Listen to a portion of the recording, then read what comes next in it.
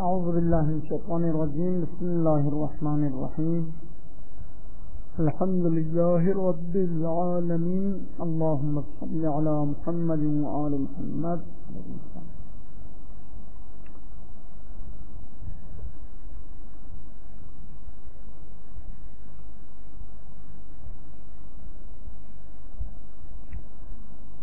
الثالث ہے یا اقسام تقابل ہیں. اقسام التقابل للتقابل اربعۃ اقسام. الاول تقابل النقیضین او السلبی او الایجابی مثل انسان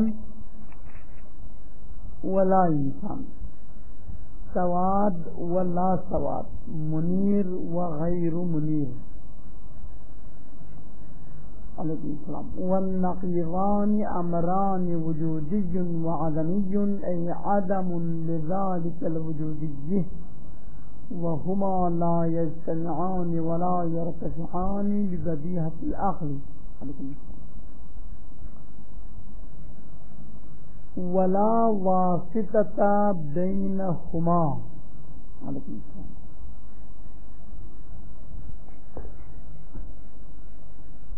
فرماتے ہیں کہ بحث ہے اقسام تقابل میں. خود اصل تقابل کی تعریف کل نمبر 3 میں بتا دیا ہے.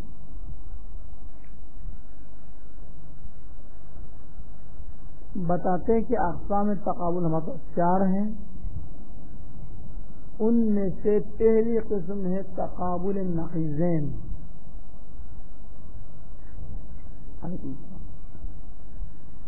تقابل النقیضین 2 صورتوں میں ہیں.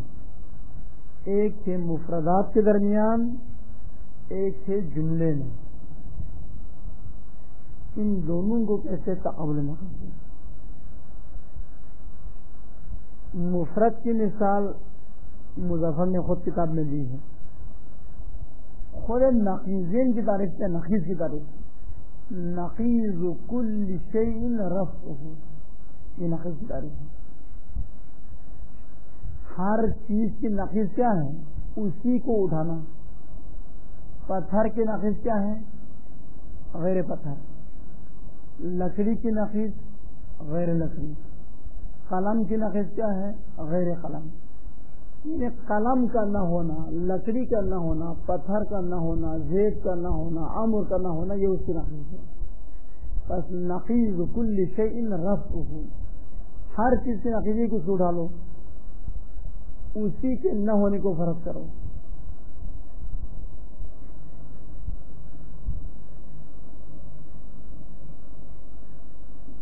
تقابل النقیضین کا دوسرا نام تقابل سلب و ایجاب ہے.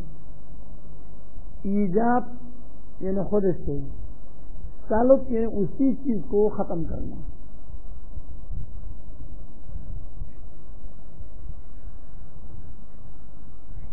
تقابل النقیضین اگر جملے میں ہو تو جلد ثانی المنطق میں پڑھ لے گا کہ موجب کلیہ کی جو نقیض ہے وہ سلبہ جزئیہ ہے.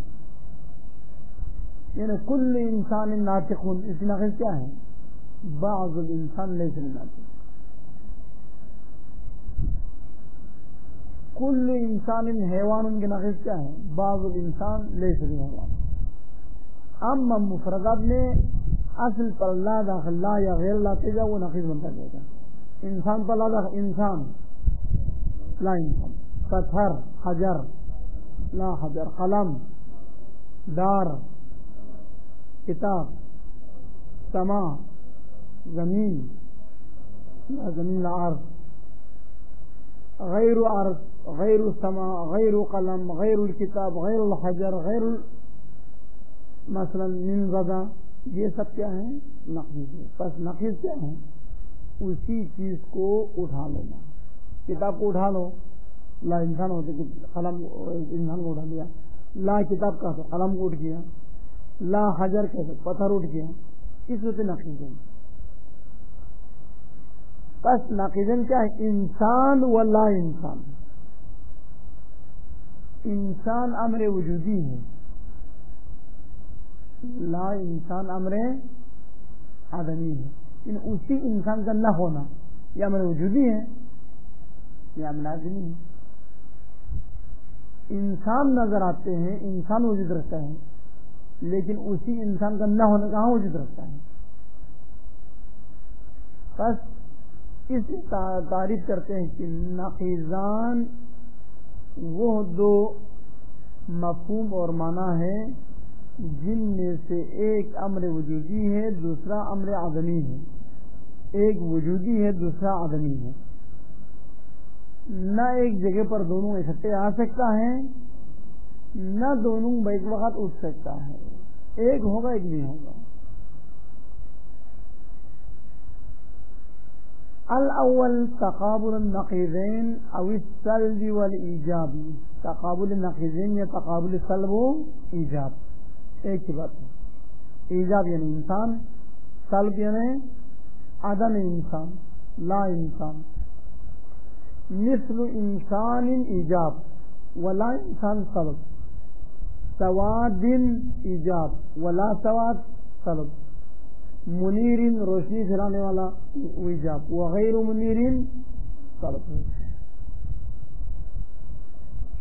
ان مثالوں سے پتہ چلا نقیضین وجود میں آنے کے لیے ایک امر وجودی اور اسی کا امر آدمی اکٹھے ہو جائے تو نقیضین کہلاتے ہیں۔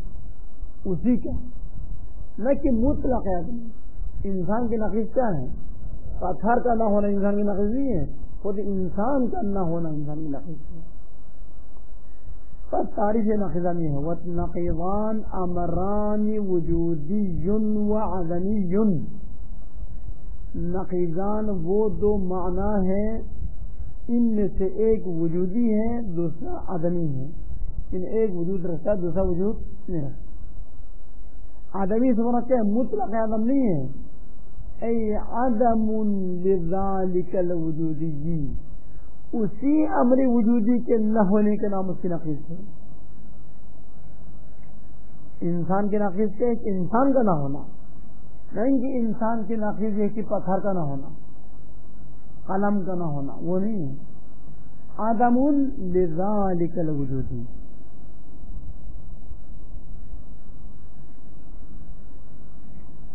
وہما، اور یہ انسان اور لا انسان یعنی نقیضان، لا یجتمعان، نہ دونوں اکٹھے جمع ہو سکتے ہیں، ولا یرتفعان، نہ دونوں اکٹھے اٹھ سکتے ہیں۔ دلیل کیا ہے؟ ببدیہۃ العقل، عقل بدیہی و عقل حکم، عقل ضروری و بدیہی اس چیز سے فیصلہ دیتا ہے۔ آن واحد میں یہ انسان بھی ہو اور لا انسان بھی ہو سکتا ہے، پتھر بھی ہو اور پتھر نہ بھی ہو، قلم بھی ہو قلم نہ بھی ہو، یہ نہیں ہو سکتا۔ اگر قلم ہے تو لا قلم نہیں ہے، اگر لا قلم ہے تو قلم نہیں ہے۔ اور یہ بھی نہیں ہو سکتا کہ لا قلم بھی نہ ہو قلم بھی نہ ہو۔ آپ دنیا کی کسی بھی چیز انگلی رکھ سکتے ہیں، یا وہ قلم ہے یا لا قلم ہے۔ یہ کیا ہے؟ قلم ہے، یہ تو قلم نہیں ہے نا، بس لا قلم ہے۔ یعنی قلم کے علاوہ کوئی اور چیز، اگر کہیں قلم بھی نہیں ہے لا قلم بھی نہیں ہے تو ارتفاع نقیض لازم ہوگا۔ دونوں نقیض کا اٹھنا بالکل محال اور ناممکن ہے۔ بس نہ دونوں اکٹھے ہو سکتا ہے، نہ دونوں اٹھ سکتا ہے، ایک ہوگا ایک نہیں ہوگا۔ پھر کہتے کیا نقیضین کے درمیان کوئی واسطہ ہے؟ کوئی واسطہ نہیں ہے۔ ولا واسطہ بین النقیضین، نقیضین کے درمیان کوئی واسطہ بھی نہیں۔ واسطہ یعنی کیا؟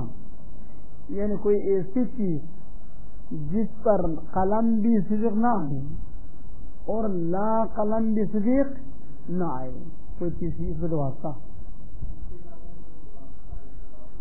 ہاں وہ تو باطل کر دیا نا، وہ تو کہتے کہ شبہ ہے، یہ عقل حکم عقل بدیہی کے مقابلے میں شبہ تھا۔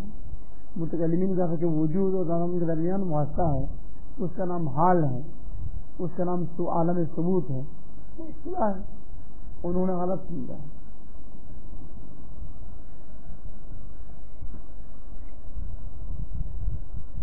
بس یہ بات ختم.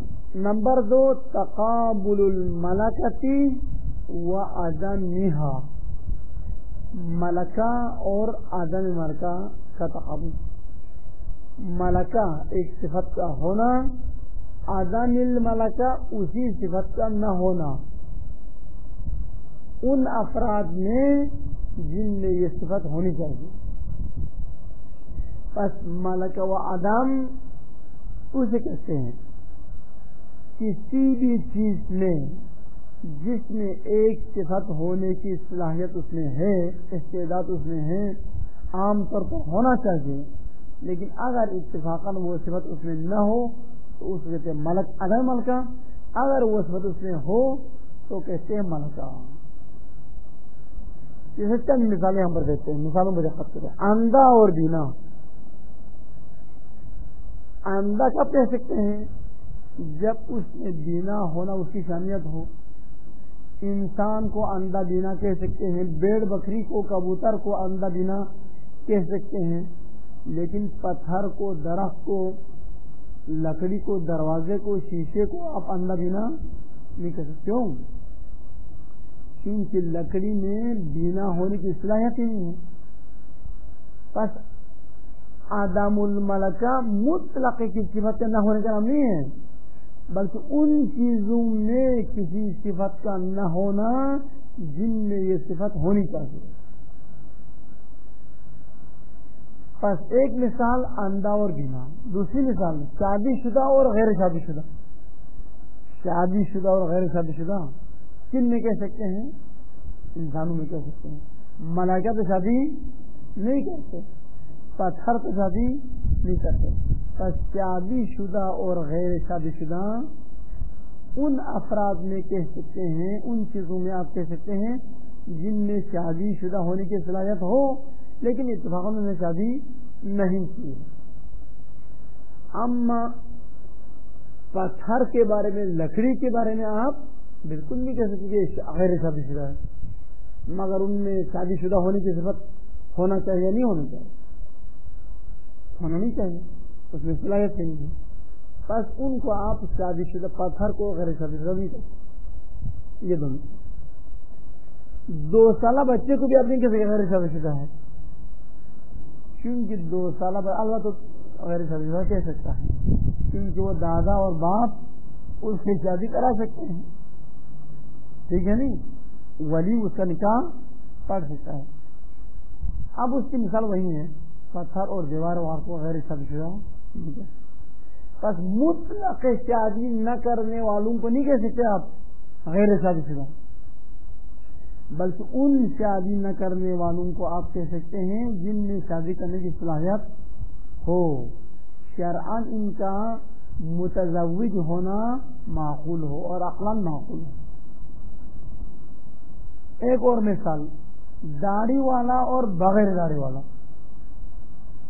داڑھی والا اور بغیر داڑھی والا بھی تب کہہ سکتے ہیں جب یہ اس عمر کو پہنچے کہ اب تو ان کے لیے داڑھی ہونی چاہیے. 2 سالہ بچے کو اب نہیں کہہ سکتے بغیر داڑھی والا ہے، مگر 2 سالہ بچے کو داڑھی نکلتی ہے.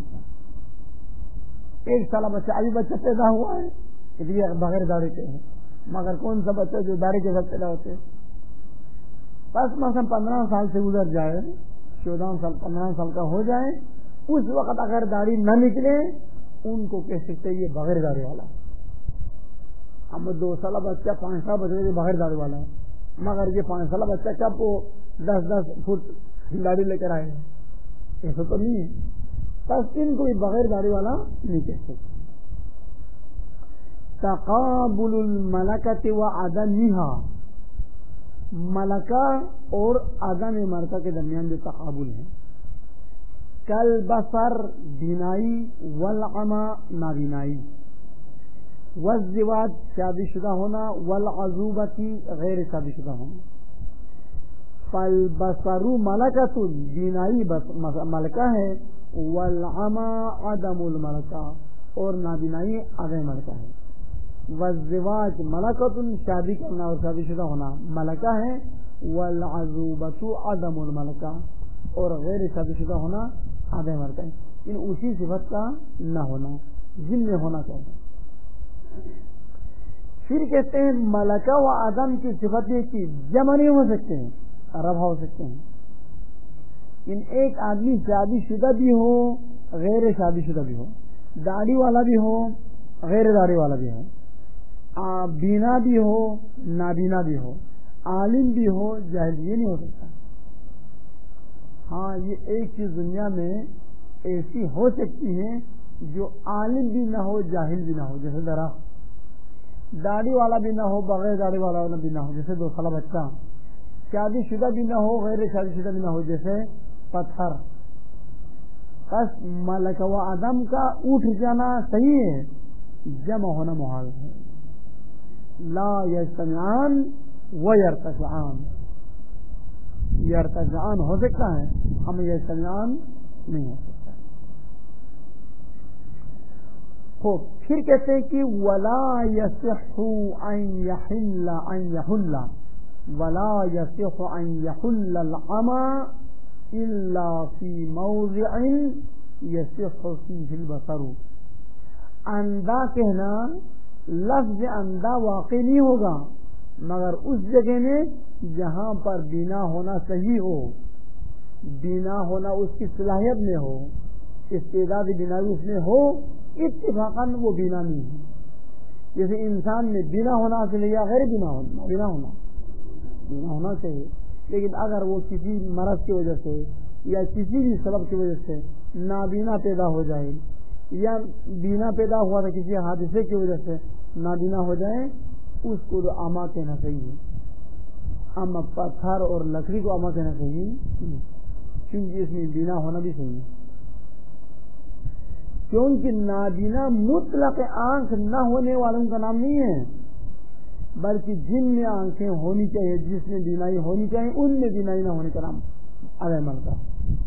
لأن العمى ليس هو عدم البصر مطلقا، کیونکہ اندھا اور نابینا مطلق بینائی نہ ہونے کا نام نہیں ہے، چاہے صلاحیت ہو چاہے صلاحیت نہ ہو، بلکہ بل عدم البصر الخاص، بلکہ اما ایک خاص قسم کے عدم البصر کا نام ہے. خاص یعنی جن میں بینائی ہونی چاہیے لیکن اس وقت نہیں ہے اتفاقاً. وہو عدم البصر، عدم خاص کیا ہے؟ عدم بصر خاص ہے کہ وہو عدم البصر فی شأن من، ان افراد میں بصر کا نہ ہونا، فی من شأنہ ان یکون بصیرا، جن میں حیثیت اور شان یہ ہے کہ وہ بصیر ہونا چاہیے لیکن اتفاقاً وہ بصیر نہیں ہے، نابینا ہے.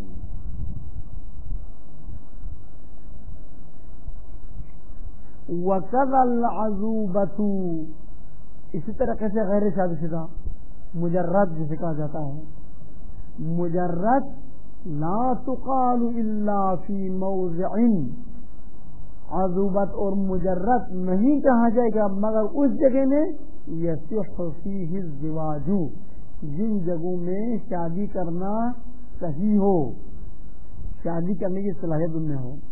لا عدم الزواج مطلقا، مطلق عدم شادی کا نام عزوبت نہیں ہے، عزب نہیں ہے، غیر شادی شدہ نہیں ہے. جیسے لکڑی بھی شادی نہیں کرتا اس کا نام عزوبت ہے، کیا نام ہے جناب؟ پتھر بھی شادی نہیں کرتا. بس مطلق عدم زواج کا نام عزوبت نہیں ہے، بلکہ جن میں شادی کرنے کی صلاحیت اور شأنیت ہو اس کے باوجود وہ نہ کریں تو اس کا نام ہے عزوبت. لا عدم الزواج مطلقا، نہ مطلق عدم شادی ولو صلاحیت نہ بھی ہو، ایسا نہیں. فہما، پس ملک و عدم لیسا کالنقیزین، یہ نقیزین کی طرح نہیں ہے کہ جمع ہونا بھی محال ہو رفع ہونا بھی محال ہو، بلکہ جمع ہونا محال ہے، رفع ہونا صحیح ہے. لا یرتفعان ولا یجتمعان، نقیزین کی طرح نہیں ہے کہ جمع بھی نہ ہوتا ہو اور یعنی اٹھتا بھی نہ ہو اور جمع بھی نہ ہوتا ہو، بل ہما یرتفعان، جمع ہونا محال ہے اما رفع ہونا محال نہیں ہے. ممکن ہے ایک فرد ایک چیز دنیا میں شادی شدہ بھی نہ کہہ سکے اور غیر شادی شدہ بھی نہ کہہ سکے، جیسے پتھر، لکڑی، درخت، زمین، آسمان. بل ہما یرتفعان، بلکہ یہ اٹھ جاتے ہیں ان افراد میں جن میں یہ صفت ہونے کی شانیت اور صلاحیت نہیں ہے. وَإِن كَانَ يَمْتَنِعُ اجتماعهما، اگر اس کی ملکہ و عدم کا جمع ہونا محال ہے، اما رفع ہونا محال نہیں. مثال رفع ہونے کی مثال دو. فَالْحَجَرُ لَا يُقَالُ فِيهِ أَعْمَى وَلَا بَصِيرٌ، پتھر کو نہ اندھا کہہ سکتے ہیں نہ بینا. وَلَا أَعْزَبَ وَلَا مُتَزَوِّجٌ، وَلَا أَعْزَبُ وَلَا مُتَزَوِّجٌ، پتھر کو نہ غیر شادی شدہ کہہ سکتے ہیں نہ شادی شدہ. لِأَنَّ الْحَجَرَ لَيْسَ مِنْ شَأْنِ الْحَجَرِ أَنْ يَكُونَ بَصِيرًا، کیونکہ پتھر کی شان اور حیثیت یہ نہیں ہے کہ وہ بینا ہو. وَلَا مِنْ شَأْنِ الْحَجَرِ أَنْ يَكُونَ مُتَزَوِّجًا، اور پتھر کی شان اور حیثیت یہ بھی نہیں ہے کہ وہ شادی شدہ ہو، تاکہ آپ کہیں کہ ابھی وہ غیر شادی شدہ ہے.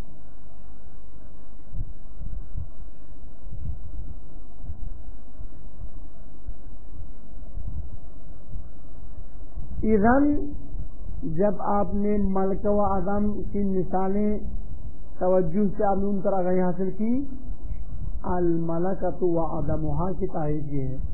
امرانی وجودی و عدمی، یہ صرف ناقضین. امرانی وجودی و عدمی، ملکہ و عدم بھی دو امر ہے، ایک وجودی ایک عدمی. لا یجتمعان، ایک ہی موضوع پہ دونوں اکٹھے جمع نہیں ہو سکتے. وَيَجُوزُ أَن يَرْتَفِعَا، ہاں دونوں کا اٹھ جانا صحیح ہے. اما فی موضع، ان جگہوں میں اٹھنا صحیح ہے جہاں پر ملکہ آنا صحیح نہ ہو. يَجُوزُ أَن يَرْتَفِعَا فی موضع، جائز ہے کہ ان دونوں کا اٹھ جانا ایک ایسی جگہ میں لا تصح فیہ الملکۃ، جس میں ملکہ ہونے کی صلاحیت نہ ہو، جیسے پتھر. اما جن میں ملکہ ہونے کی صلاحیت ہے ان میں اٹھنا جائز. اما انسان میں ملکہ و عدم اٹھنا ممکن نہیں ہے. حیوان میں بینا اور نابینا اٹھنا ممکن نہیں. حیوان میں لا یجتمعان ولا یرتفعان. اما جن میں بینا ہونے کی صلاحیت نہیں ہے جیسے پتھر، جن میں شادی شدہ ہونے کی صلاحیت نہیں جیسے پتھر، ان میں اٹھنا صحیح ہے. اما ناقضین کہیں بھی اٹھنا صحیح ہے. یہ بات ہے. تیسری قسم ہے تقابل ضدین. ضدین صفات میں ہوتے ہیں، دو متضاد صفات کو ضدین کہا جاتا ہے. جیسے حرارت و برودت، گرمی اور سردی. والسواد والبیاض، سیاہی اور سفیدی. والفضیلت والرذیلہ، فضیلت ہونا اور رذیلت میں پس صفت، بلند صفت کے حامل ہونا اور پس صفت کے حامل ہونا. والتحور والجبن، بے باکی اور بزدلی. تحور مانے بے باکی ہے. والخفت والثقل، ہلکا اور بھاری. یہ سب کے سب کیا ہے؟ ضدان ہے. یہ کمرہ 12 سے لے کر 5 بجے تک گرم ہوتا ہے، پھر 5 سے لے کر رات بھر ٹھنڈا رہتا ہے. یہ شے واحد نہیں، دو متضاد صفات جمع ہوئے نہیں ہو گئے، لیکن دو وقتوں میں. محل واحد میں دو متضاد صفات جمع ہو جاتے ہیں، اما دو وقت میں، زمان متعدد میں. دوپہر کو گرم، شام کو سرد. اسی طریقے سے ایک آدمی متقی پرہیزگار اور باادب ہے، یہ چاہے فضیلت ہے، صاحب فضیلت ہے، لیکن یہ 3-4 دن کے بعد بگڑ جاتے ہیں، ہر ایک کو برا بلا کہنا شروع کر دیتا ہے، نہ نماز کا پتہ ہے، نہ روزے کا پتہ ہے، نہ ادب کا خیال رکھتا ہے، تو یہ بندے سے صاحب رذیلت. بس فرد واحد پہ فضیلت اور رذیلت جمع ہو گئی ہے ہم دو زمانے میں. اسی طرح سے ایک آدمی بے باک تھا، کسی سے وہ کسی بھی کام سے گھبراتا نہیں تھا، لیکن چند مہینے کے بعد، چند سالوں کے بعد وہ بزدل نمبر 1 بن گیا. تو ایک ہی شخص سے تحور بھی جمع ہو گئے، آ گئے، عارض ہو گئے، اور بزدل بھی عارض ہو گئے، لیکن دو زمانوں میں. اسی طرح سے ایک چیز باری بھی ہو اور ہلکا بھی ہو. ایک لکڑی ہے جو باری تھی، پھر پیچھے سے تراش کے تھوڑا چولہا جلانے کی لکڑیاں اس سے کاٹ لی ہے تو بن گیا ہلکا. تو ایک ہی چیز ہلکا بھی ہو گئی اور باری بھی، لیکن دو زمانوں میں. بس ان مثالوں پر دقت کرنے سے پتہ چلا ضدان ایک ہی موضوع پر مختلف اوقات کے لحاظ سے جمع ہو سکتا ہے، ایک زمانے میں جمع نہیں ہو سکتا، اما مختلف زمانے کے لحاظ سے جمع ہو سکتا ہے. یہ ایک بات. دوسری بات، ضدان دونوں امر وجودی ہیں، ایک امر وجودی، ایک امر عدمی نہیں ہے، بلکہ دونوں امر وجودی ہیں. بزدل ہونا امر وجودی ہے، عدمی ہے، وجودی ہے. بے باک ہونا کیسا ہے؟ باری ہونا اور ہلکا ہونا، گرمی اور سردی. بس ضدان کی تعریف یہ ہے. والضدان هم الوجودیان، یعنی امران وجودیان. ضدان وہ دو امر وجودی ہیں المتعاقبان علی موضوع واحد، جو زمان کے فاصلے کے ساتھ ایک ہی موضوع پہ جمع ہو سکتے. متعاقب یعنی زمانی فاصلے کے ساتھ، ایک کے پیچھے دوسرا. اما ولا يتصور اجتماعهما فيه، لیکن قابل تعقل نہیں ہے ضدان کا جمع ہونا ایک ہی موضوع میں زمان واحد میں. زمان واحد میں جمع نہیں ہو سکتا، اما زمان متعدد میں جمع ہو سکتا ہے. ولا يتوقف تعقل احدهما على تعقل الاخر، ضدان میں سے ایک کا تصور دوسرے کے تصور پر موقوف بھی نہیں ہے. آپ حرارت کو تصور کریں، ممکن آپ کے ذہن میں کوئی برودت نہ ہو. برودت یعنی سردی کے بغیر آپ گرمی کو تصور کر سکتے ہیں. گرمی کو تصور کرنے سے آپ مجبور نہیں ہے کہ آپ کے ذہن میں سردی بھی حاضر ہو جائے. ہم الوجودیان کہنے سے نقیضان نکل گیا، ملکہ و عدم بھی نکل گیا. کیوں؟ ان میں سے ایک امر وجودی دوسرا عدمی ہے، ادھر دونوں امر وجودی ہیں. المتعاقبان علی موضوع واحد، المتعاقبان علی موضوع واحد کہنے سے کیا ہوا؟ کیا نکل گیا؟ ہاں، المتعاقبان علی موضوع واحد، ایک ہی موضوع پہ یہ دونوں جمع ہو سکتا ہے. یہ کہنے سے کیا نکل گیا؟ کیا؟ مالکہ و عدم تو وجودیان کہنے سے نکل گیا نا. مالکہ و عدم وجودیان کہنے سے وہ چلا گیا. جی تقابل ناقضین بھی تو وجودیان کہنے سے نکل گیا، کیونکہ ان میں ایک امر وجودی دوسرا عدمی ہوتا ہے. مالکہ میں بھی ایک وجودی ایک عدمی ہوتا ہے.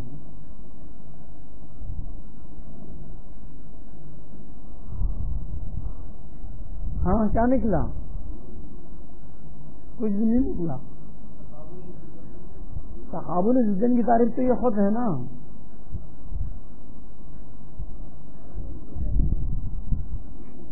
المتعاقبان علی موضوع واحد،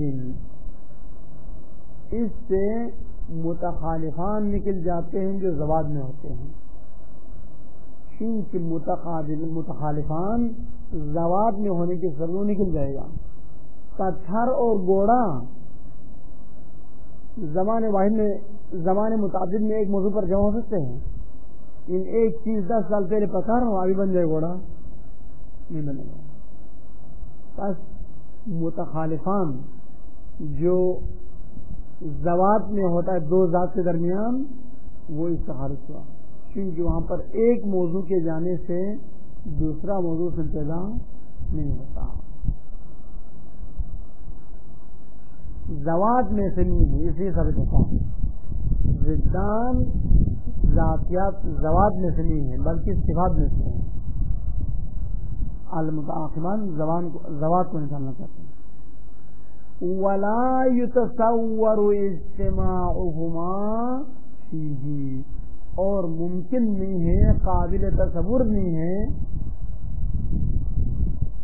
ضدان کا جمع ہونا ایک ہی موضوع پہ ایک ہی زمانے میں. مراد ایک ہی زمانہ ہے ایک ہی زمانے میں جمع ہونا ممکن نہیں ہے. ولا يتوقف تعقل احدهما على تعقل الاخر ضدان میں سے ایک کا تصور دوسرے کے تصور پر موقوف بھی نہیں ہے. اس سے متضائفہ نکل گیا. ولا يتوقف سے کیونکہ متضائفان میں ایک کو تصور کرے گا تو دوسرا ضرور تصور میں آئے گا. باپ کہے گا تو من لہو ابن بیٹا تصور یہ اولاد تصور میں آئے گا. اولاد کہیں تو باپ تصور میں آئے گا.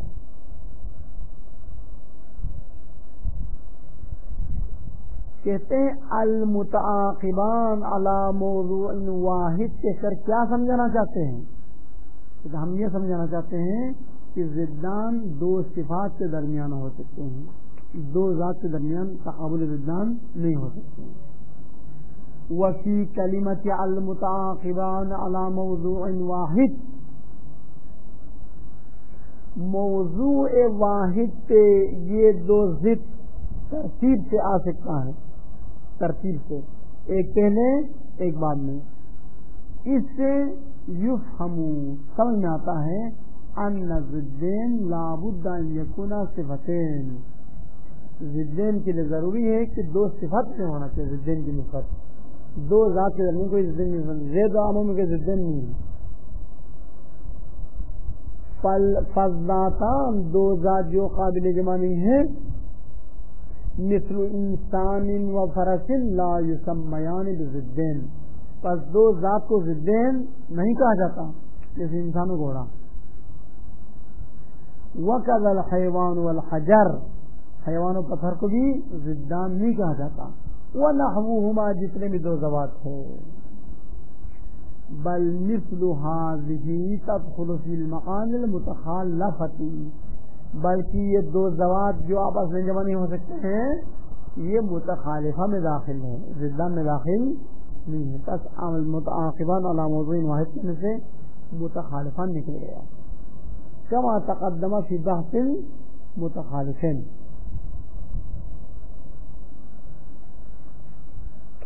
یہاں پر ایک اشکال کیا ہے بعض علماء نے.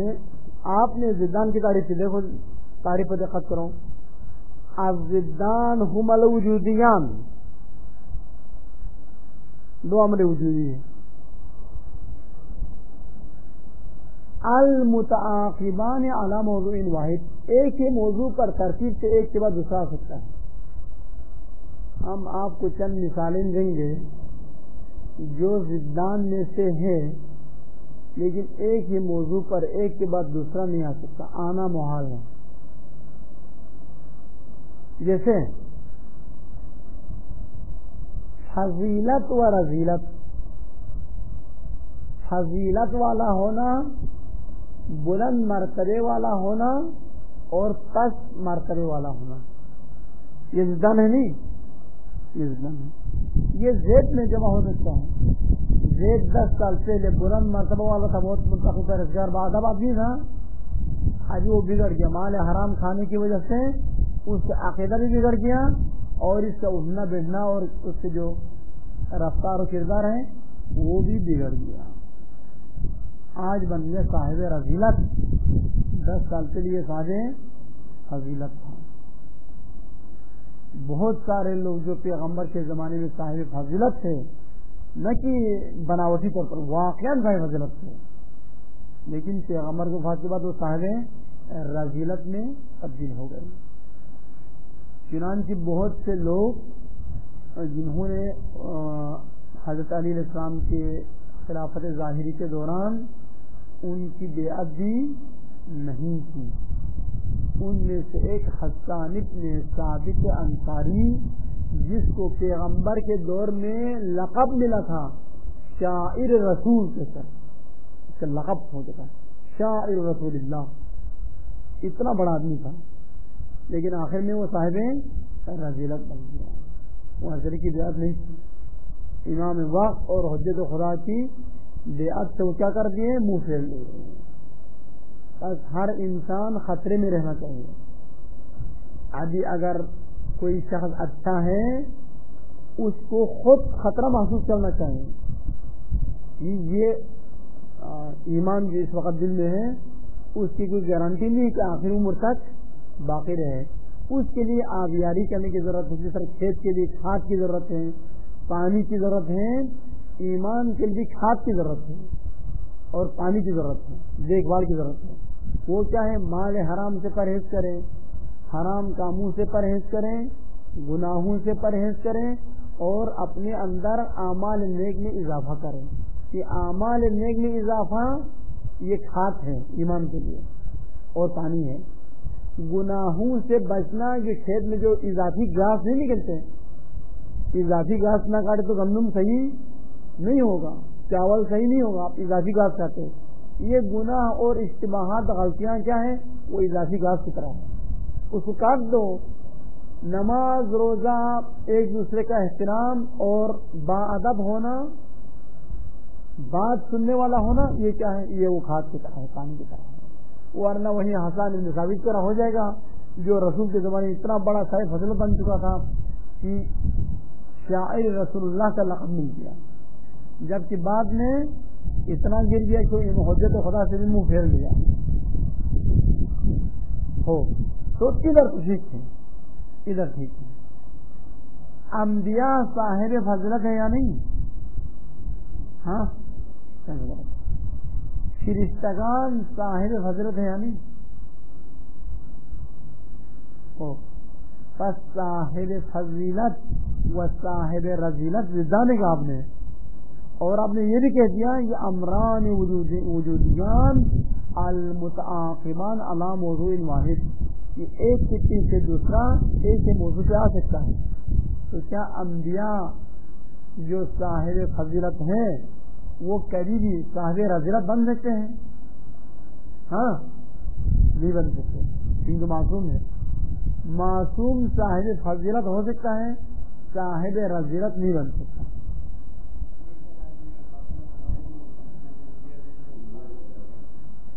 اس نے تو نہیں کہا نا کہ انبیاء اس سے خارج تھے، انہوں نے کہہ دیا المتعاقبان علی موضوع واحد، بطور عام کہہ دیا ضدان ایک موضوع پر اگر ایک ضد آ جائے تو دوسرے وقت میں دوسرا ضد اس میں آ سکتا ہے، لیکن انبیاء میں اور فرشتگان میں نہیں آ سکتا۔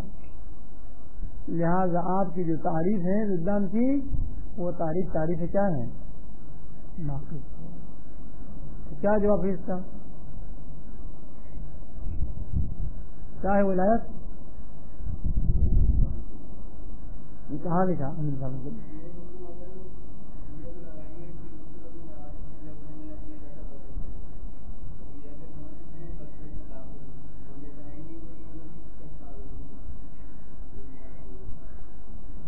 فرشتگان تو ہم جیسے نہیں ہے نا، ختم، تو اس پر بھی حصہ لازمت ہے۔ فرشتگان صاحب فضیلت ہیں، تو انہوں نے کہا کہ جس پر صاحب فضیلت صدق آئے اس پر ممکن ہے کسی بھی وقت صاحب رذیلت بھی صدق آئے۔ ہاں، فطرت کے بارے میں معلوم نہیں ہے کہ وہ واقعی کوئی فرشتہ ہو، یہ صحیح معتبر ذرائع سے ثابت نہیں ہے۔ شیطان بھی فرشتہ نہیں تھا نا، وہ فرشتوں کے سامنے بیٹھا تھا۔ اس کا جواب یہ ہے فی لفظی قطع نظر عن الافراد، بذات خود فضیلت و رضیلت قابل جمع ہے ایک موضوع پر. اما اس کا مطلب یہ نہیں کہ تمام افراد میں قابل جمع ہے. ایک فرد بھی دنیا میں ملے جس پر قابل جمع ہو, ان کا یہ جملہ صحیح ہے. فی نفس صاحب فضیلت و صاحب رضیلت ایک موضوع پر جمع ہونا ممکن ہے یا نہیں ہے؟ بس ایک نفر جو اگر دنیا میں پیدا ہو جائے جو ایک وقت صاحب فضیلت تھا, بعد میں صاحب رضیلت بن سکتا ہے, ان کی تعریف سے آنے کے لیے نہیں چاہتے. اما ناقیزن میں ایسا نہیں ہے. ناقیزن میں آپ ایک فرد دنیا میں پیدا نہیں کر سکتے ہیں جس پر اصل کی صادق ہو, ناقیز کی صادق ہو, کہیں نہیں. بس یہ فی نفسی ہے افراد سے قطع نظر, ورنہ بہت سارے غیر معصوم بھی صاحب رضیلت نہیں ہے. معصوم وہ علم کلام کا جو معصوم ہے, ہاں, مگر ائمہ طاہرین کے وہ بیٹے جو امام نیز ہیں وہ صاحب رضیلت بنتے تھے نہیں, وہ صاحب رضیلت بن کے معصوم بھی نہیں تھا. اس کے باوجود بھی صاحب رضیلت بھی اس دنیا سے گئے. بس اس کا مطلب یہ کہ لفظ مفہوم صاحب فضیلت اور صاحب رضیلت جمع ہو سکتا ہے ولو ایک فرد نہیں کیوں نہ ہو. امن ناقیزان ملک و عدم کبھی بھی جمع نہیں ہو, ولو ایک فرد میں بھی جمع نہیں ہو سکتے. اس طرح سے ہو, یہ بات یہاں پر ختم. پھر کہا کہ لا يتوقف تعقل احدهما على تعقل الاخر. اس جملے سے کیا خارج کرنا چاہتے ہیں؟ کہتے وہ بکلمتی لا يتوقف تعقل احدهما على تعقل الاخر, اس جملے سے یخرج المتضائفان, متضائفان نکل جاتا ہے. متضائفان کی تعریف ابھی کرتے ہیں نمبر 4 میں. وہ دو مفہوم ہے کہ ایک کو تصور کرو گے تو دوسرا خود بخود نہ چاہتے ہوئے بھی آپ کے ذہن میں آئے گا. مثلا زید باپ ہے, یہ باپ کا زید پر صرف آتے ہی آپ کے ذہن میں آتا ہے اس کی کوئی اولاد ہے یا کوئی بیٹی یا کوئی بیٹا ہے. کہتے زید بیٹا ہے, یقیناً اس کے کوئی باپ ہے. نہ اگر کوئی معجزہ ہو جیسے آدم اور حضرت عیسیٰ, وہ الگ مسئلہ ہے. ورنہ عام طور پر جب کہیں یہ بیٹا ہے تو فوراً لوگوں سے نظر پاس اس سے کوئی باپ ہے, اس کی کوئی ماں ہے, یہ سے نہ. جب کہتے فلاں شخص بھائی ہے, کس کا پتھر کو تو بھائی تو نہیں ہو سکتا, یقیناً اس کا یا چھوٹا یا بڑا ایک بھائی ہے. متضائفان نکل کیوں؟ لأن المتضائفین امران وجودیان ایزن, کیونکہ متضائفان بھی امر وجودی ہے, دو امر وجودی ہے. لأنها امران وجودیان ایزن ولا يتصور اجتماعهما فيه من جهة واحدہ, اور ایک ہی موضوع میں متضائفان ایک ہی وجہ سے جمع بھی نہیں ہو سکتا. ایک ہی وجہ سے, جس وجہ سے باپ ہے اسی وجہ سے بیٹا نہیں ہو سکتا. ولكن تعقل احدهما يتوقف على تعقل الاخر, لیکن متضائفان میں یہ ہے ایک کو آپ تصور کروے تو دوسرا خود بہت آپ کے ذہن میں آئے گا. ایک کے تصور دوسرے کے تصور پر کیا موقوف ہے. لیکن تعقل احدهما, لیکن ایک کو تصور کرنا موقوف ہے على تعقل الاخر, دوسرے کے تعقل پر. جیسے باپ یعنی کوئی بیٹا ہے, بیٹا یعنی کوئی باپ ہے. اور آخری کیا ہے؟ آخری نمبر 4 تقابل متضائفین ہے. تقابل متضائفین یہ کہ دو امر وجودی ہیں, محل واحد میں جہت واحد کا ترجمہ نہیں ہو سکتا, لیکن ایک کا تصور دوسرے پر موقوف ہے.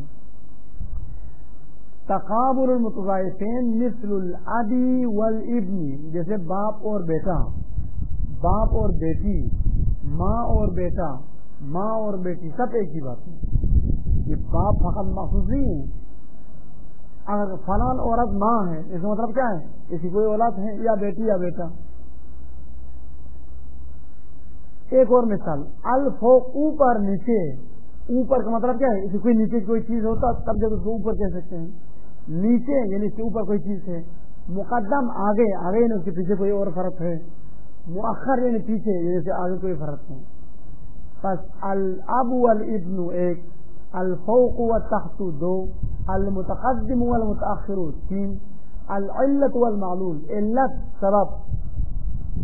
سبب کب کہہ سکتے اس طرح کوئی مسبب ہو، مسبب جب کہے گا تو کوئی سبب ہے.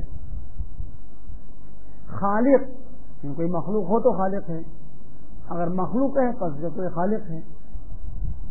پس لفظ خالق خداوند عالم پر کب سے صدق کرنا شروع ہوا ہے؟ جب سے اس نے خلق کرنا شروع کیا. اس سے پہلے تو وہ خالق تو نہیں تھا، قادر بر خالق تھا، خلق تھا، اما خود بالفعل خالق نہیں تھا. پس صفات خدا قدیم ہے یا حادث ہے؟ صفات ذات قدیم ہے. علم کلام پڑھ لیا نہیں پڑھ لیا؟ نہیں پڑھ لیا. اور مدارس میں علم کلام نہیں پڑھانا چاہے، علم حدیث نہیں پڑھے. صفات ذات اور صفات فعل، صفات فعل خدا حادث ہے. خدا ذات کا خالق ہے، یہ نام. خدا پر کب ذات کا خالق نظر آئے گا؟ جب ذات کو پیدا کرے. اب ذات کو پیدا کرنے سے پہلے وہ ذات کا خالق نہیں تھا. آدم کا خالق تھا، ذات کا خالق نہیں تھا. بس ذات کا خالق ہونا، بشر کا خالق ہونا، یہ صفات حادث ہے. اس صفات فعل میں سے رازق ہونا صفات قدیم ہے، حادث ہے. حادث ہے. جب سے خدا نے رزق دینا شروع کیا ہے اس وقت سے وہ رازق ہے، اس سے پہلے وہ رازق نہیں تھا. ہاں القدرت اگر رزق وہ صفات ذات میں سے ہے، رزق دینے کی قدرت خدا میں تھی، وہ صفات ذات میں سے ہے. خدا قادر ہے، یہ صفات ذات میں سے یا صفات فعل میں سے ہے؟ ذات میں سے ہے. کیونکہ قادر فی نفسی قادر تھا، وہ اول سے ہی، اول تو نہیں ہے خدا کے لیے. اور جب سے خدا ہے، جب سے بھی نہیں کہہ سکتے، جب سے اول سے یہ ممکنات کی صفت ہے. لیکن یہ الفاظ کی کمی کی وجہ سے ہم کہتے ہیں کہ جب سے خدا تھا، ورنہ جب سے ممکنہ میں ہوتا ہے. العلم والخالق والمخلوق وانت اذا لاحظت هذه الامثله تجد، یہ تجد رکھتے کل، ٹھیک ہے نہیں؟ ان کو رکھیں کل. اللهم صل علی محمد وعلی محمد. یہ سمجھے والوں کو